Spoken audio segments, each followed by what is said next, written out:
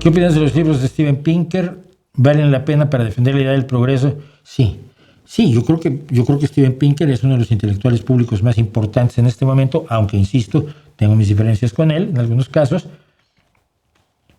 pero sí, yo leería, por supuesto, Racionalidad de Steven Pinker, leería empezaría por Los Mejores Ángeles, no me acuerdo cómo lo pusieron en español, The Better Angels, porque desafía esa idea de que somos malos, de que el ser humano es malísimo, y que yo llevo años peleando por decir, no lo es, no lo somos.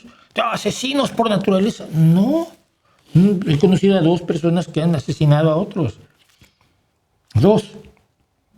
Uno de ellos, el asesino del secretario de Trotsky, que fue secuestrado después del primer atentado que organizó Siqueiros, y a otro, dos más, que estuvieron en la guerra y actuaron en la guerra y mataron a gente en la guerra, ¿no? Pero he conocido a cientos de miles de personas en mi vida y no son asesinos en la mayoría, ¿no? Casi ninguno. Entonces, Pinker desafía eso, desafía la tabula rasa, y en Racionalidad creo que deja muy claras muchas cosas.